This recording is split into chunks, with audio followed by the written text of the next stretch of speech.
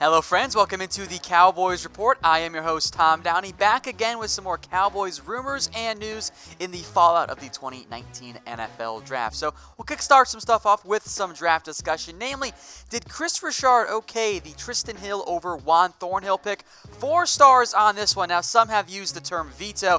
That makes it seem like the Cowboys were going to take Juan Thornhill, and then Kris Richard said no. Richard, though, did co-sign the idea of drafting Trysten Hill over Juan Thornhill per the Fort Worth Star-Telegram. And the big reason why here, at least per that report, was the Cowboys viewed Thornhill as a free safety, which I don't think is wrong necessarily, and they didn't want to have to play 2 deep safeties. They prefer to find someone who's a little bit better in the box. Now, of course, I think Thornhill can play strong safety, but you know what? Whatever. Thornhill's on the Cowboys, time to move on after this show. Another big reason why was, and I think this is fair, based on what happened to guys like Daniel Wise and Jared Willis, who did not get drafted, there was a bit of a drop-off at the 3 technique position once you got rid of Trysten Hill, at least on the Cowboys board. So Richard was fine with it, of course. He didn't get his safety until day 3, and maybe the Cowboys will eventually invest in the safety position, but did not happen this year. But 4 stars, Kris Richard was on board with the Cowboys going Trysten Hill over Juan Thornhill. Of course, I don't think we would have heard anything different on that front. Now, in terms of the Cowboys' defensive line, Crawford's going to play in and out. Antoine Wood's kind of more of your pure nose guard. Malik Collins, Trysten Hill, they could battle for that, I don't even want to call it starter role, but all 4 of those top guys, I think, are going to play plenty for the Cowboys this coming year. Kerry Hyder can play inside, outside. Covington as nose guard and 1 technique threat or flex. And then guys like Daniel Wise, who we'll discuss later on this week more in depth. Shakir Soto and Daniel Ross all fighting for maybe 1 available roster spot. Get to some more rumors, though. Let's talk more about the draft. Was Connor McGovern graded higher than Trysten Hill? Now, I'll give this one 3 stars. That is the report from Mike Fisher, who, of course, had the little flub there, called him Connor McGregor. I know it's not the last time Fisher or somebody else will do it.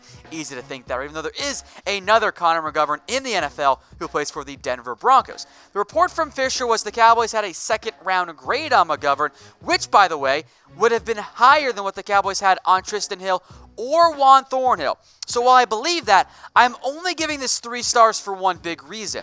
That does not mean that McGovern was higher on the Cowboys board. Remember, when any NFL team actually builds out a big board, and this is what this report is saying from the Cowboys in reality, board also takes into factor need. Because if McGovern was the highest player on that board, I kind of think they would have taken him in round 2.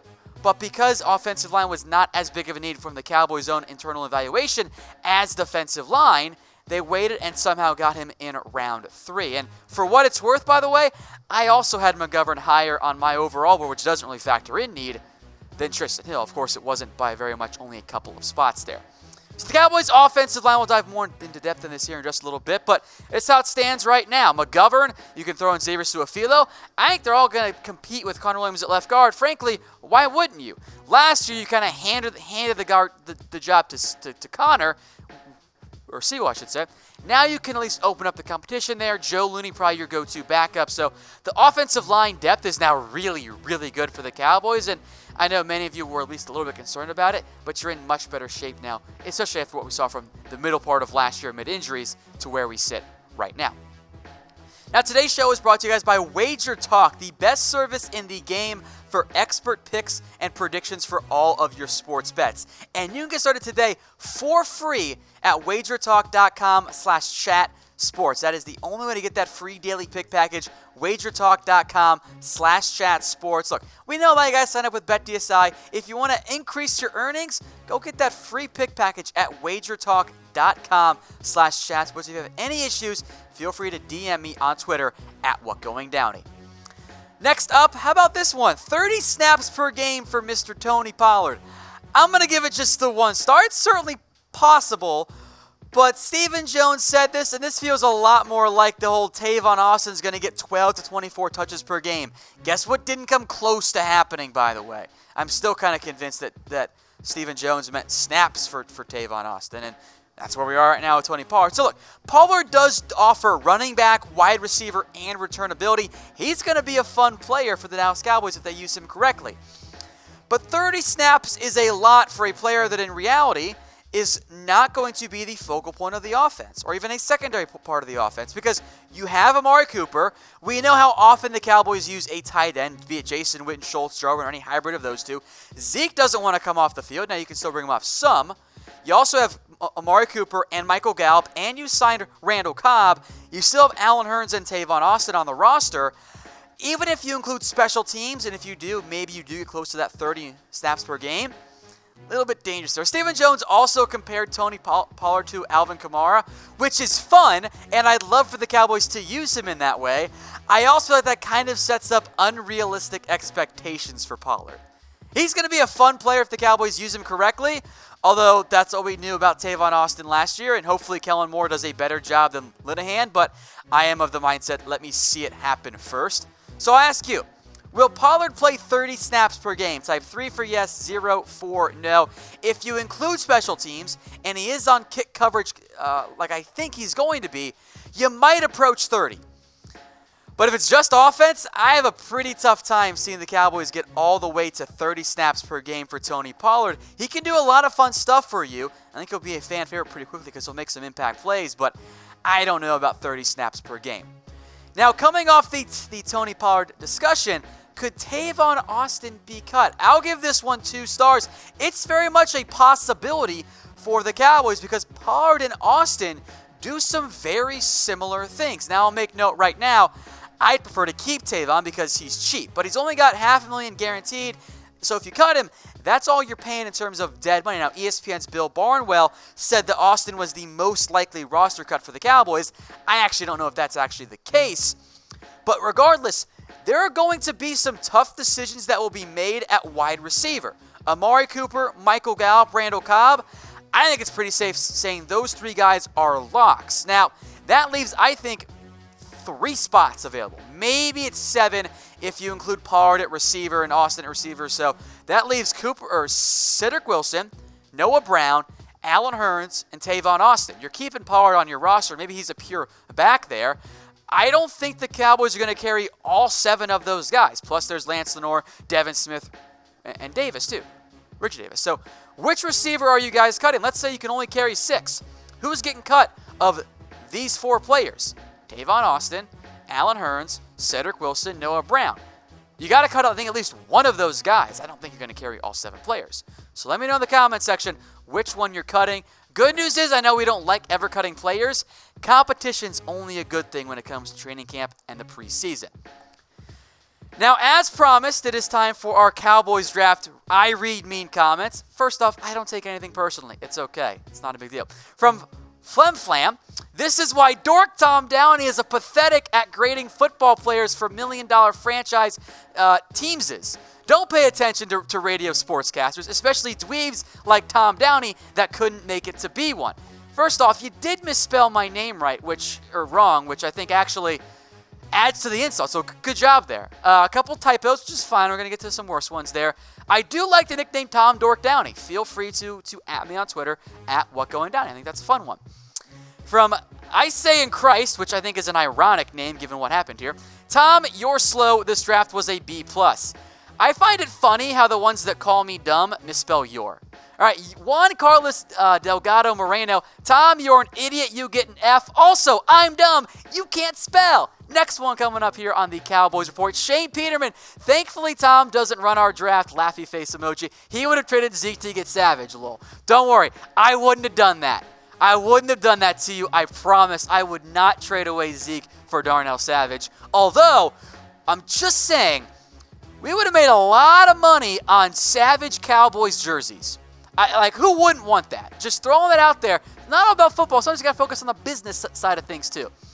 All right, my favorite one, Gary Davidson, says C, which I'm pretty sure he's either saying C-S-E-E, that he likes the guard, or he gave the draft a C. I think he's grading the draft, which is weird because that's what I also gave it, so we're on the same page. And then it says, Tom, we've clashed over moving Collins and Connor. More on that in a little bit. So far, we're on a pretty good path here. Then we get off the rails and says, at least you're a jump on, save your job, blow job type to get some knee pads for your football IQ is less appealing than the shirts you wear. Can anyone translate nonsense? Because I think what he's saying that I suck, but I'm not sure. We're kind of all over the map. So, Gary, if you can use like some punctuation and, maybe some cliff notes, because apparently I'm not very smart, just let me know.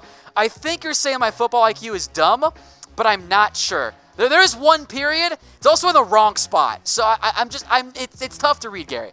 All right, from Turpa21, a lot saying C. Imagine saying C and Hill was a Pro Bowler. Imagine saying C last year like a lot did. I did give the late advantage. I think it was a C+ pick. Overall, though, I did like the draft in large part because of Connor Williams. Should have flipped those two around. LV's a monster. Imagine calling Zeke a bust in week 3 because he wasn't getting blocked. Now, we weren't on YouTube at this time, but if you're watching on Facebook right now, you remember the first couple weeks of Zeke's first year, y'all wanted to bench Zeke and play Alfred Morris more. That was a real thing. Never forget that. So, Turpa, I think you actually are right on that one. All right, Omar Luna, that's why you aren't a pro scout, Tom Downey, and Will McClay, I trust. I do like blind faith. You have the apostrophe in the wrong spot on arm, but you're close enough, and, you used the right your, so at least I appreciate that one. Mark White, I wanted a safety with our second-round pick, but I also thought LV was a really bad pick. I trust our front office. You can have some blind faith, and if the Cowboys overall, let's not kid ourselves, have done a really good job of drafting. Taco Charlton and some other picks notwithstanding. But blind faith, that's not what I'm here for, guys. That's not what we're going for. All right, now we did post on our community tab on the channel of send in some more insults. TW1, this one stings on two sides, personally and fandom. You know what Tom and our Cowboys have in common? Neither have had any real action in 25 years. That hurts me personally, and it hurts the Cowboys fan in me. So that's a good one there. And then my favorite one, Gabrielle Paulin, Tom Downey makes Dave Gettleman seem like a great GM. I'm hurt. How dare you, sir? I would never draft Daniel Jones number 6 overall. I would never do it. With that said, this also works well because it's a dig at the Giants, so I appreciate that one. If we didn't get to any of your mean comments, feel free to tweet them at me, at WhatGoingDowney. Again, we're going to have a nice time and laugh. I'm not going to take it personally like some thin-skinned other people out there.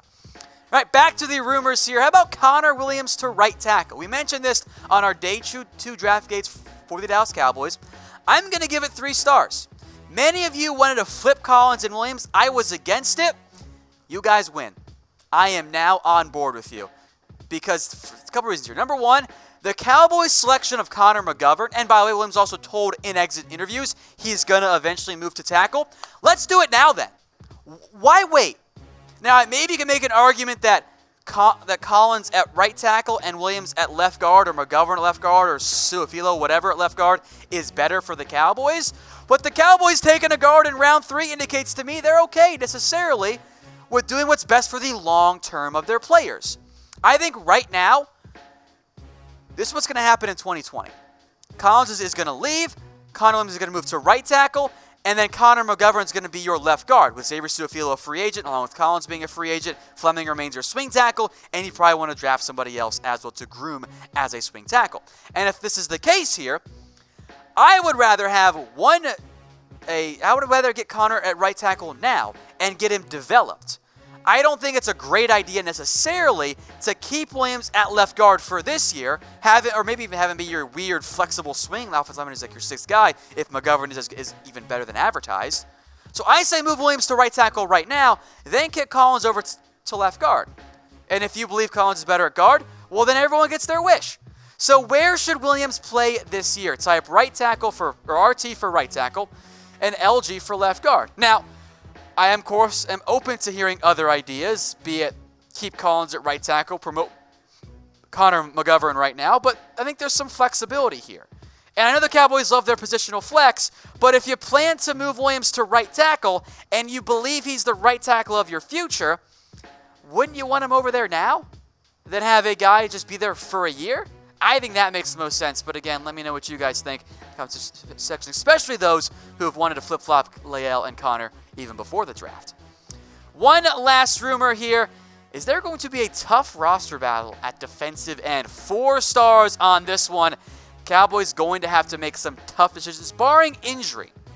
So the Cowboys, they've got really good depth right now at the defensive end spot, which is a good problem to have. The problem being, you can't carry every player on the active roster, and you can't stash most of them on the practice squad. That means there are going to be tough roster cuts, perhaps even a trade or two. Now, of course, Randy Gregory, Tyrone Crawford will play some both there, and Robert Quinn, not Randy Gregory, DeMarcus Lawrence, he's locked in. Robert Quinn is locked in. Tyrone Crawford's safe as a hybrid player, defensive end, defensive tackle. Who knows what's going to happen with Randy Gregory? Let's just pretend he doesn't make the roster, and it'll make it a little bit easier. But that gives you 2 locked-in defensive ends. If you don't include Crawford, you're still probably going to carry 5. So pick 3 to keep then of the depth at defensive end. Taco Charlton, Joe Jackson, Dorrance Armstrong, Jalen Jelks, or Kerry Hyder. I think you can only keep 3 unless there are injuries or you want to go super thin defensive tackle, which also has some really good depth. So pick 3 to keep in the comment section. And where things get dicey, by the way, is what if Randy Gregory comes back? What if he's available to play in week 1? Well, then you've got Lawrence and Quinn and Gregory and Crawford and Woods and Collins, and maybe you only keep 2 defensive ends at that point. Well, which 2 is it? Taco was a first-round pick. Jackson was a mid-day 3 pick. Dorrance Armstrong was an early day 3 pick. I think Jalen Jelks might be your ideal practice squad candidate. Maybe you dump Kerry Hyder, which, by the way, might end up getting you a comp pick back for Cole Beasley, much like what happened with Deontay Thompson. So let me know in the comment section. You can only pick 3 to keep. Which 3 is it? Taco, Jackson, Armstrong, Jelks, or Hyder? Hey Cowboys fans, thanks for watching the Cowboys Report. If you haven't already, click right here to subscribe to our channel for all the best Cowboys coverage on the internet. That's news, rumors, highlights, mailbags, film studies, and a whole lot more. And I'm making your lives a little bit easier as well with the next Cowboys Report video right here.